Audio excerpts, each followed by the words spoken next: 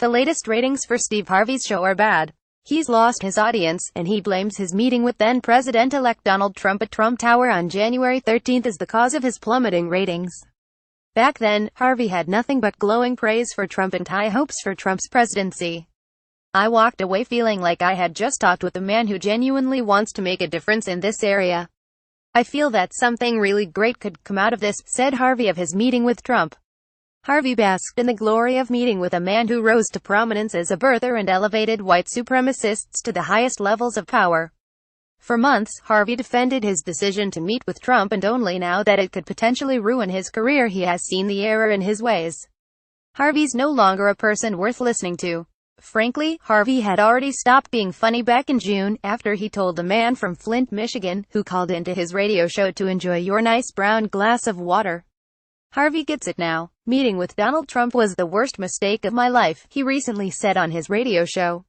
But he has a lot of work to do to win back black support. Ben Carson was loved by Black America when he was the brain surgeon from Johns Hopkins who wrote inspirational books for black children. But all of his credibility quickly evaporated once he started criticizing President Barack Obama. His clueless political statements, stunningly moronic presidential campaign, and friendship with Trump only further solidified his exile from and ridicule within the black community. Carson seems uninterested in making amends and working to earn back the support he once had. He's chosen a new team. Harvey and Carson deserve their ostracism. But not everyone does. In recent years, the most dramatic and controversial shunning a black celebrity has received from the black community is also the most tragic and unjust. On January 19, 1981, Tony Award-winning actor Ben Vereen appeared at President Ronald Reagan's inaugural gala wearing blackface and performing a minstrel show.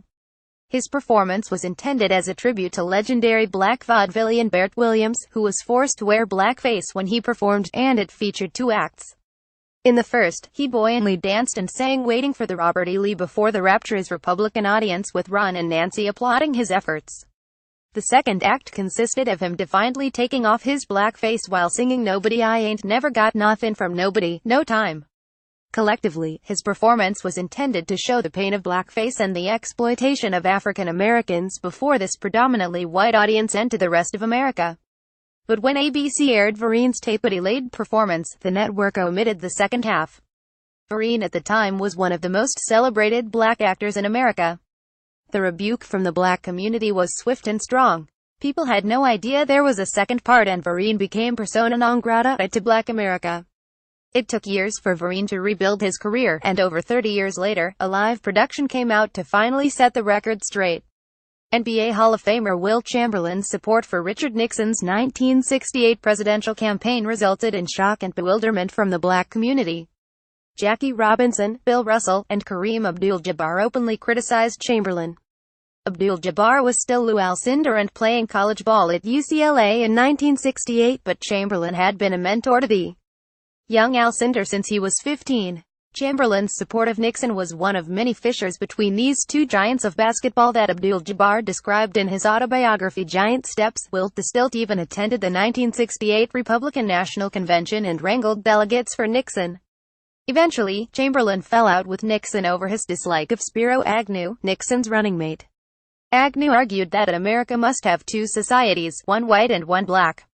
He called Stokely Carmichael a traitor and emphasized the need for more law and order to stop the civil rights movement. Chamberlain also hated how Agnew always spoke down to black people and said Negro with a hurtful tone.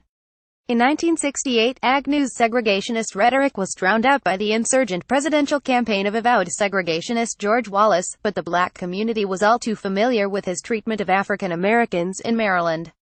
You are now subscribed to the Daily Digest and Cheat Sheet. We will not share your email with anyone for any reason.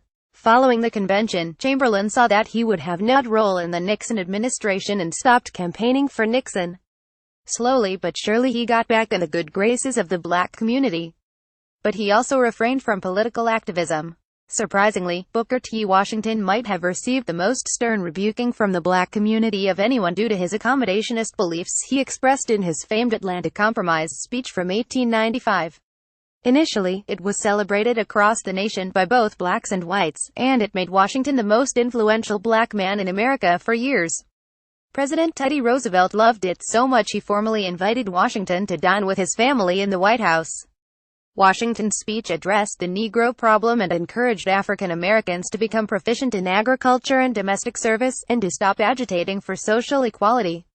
The speech also appeased white fears of social integration by proclaiming that blacks and whites could be as separate as the fingers, yet one is the hand in all things essential to mutual progress. The spread of Jim Crow and the failure of Washington's philosophy to produce any semblance of mutual progress pushed more and more African Americans away from Washington's beliefs.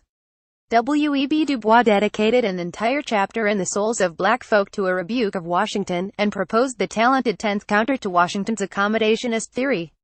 Du Bois also created the Niagara Movement, which essentially became the NAACP, to oppose Washington.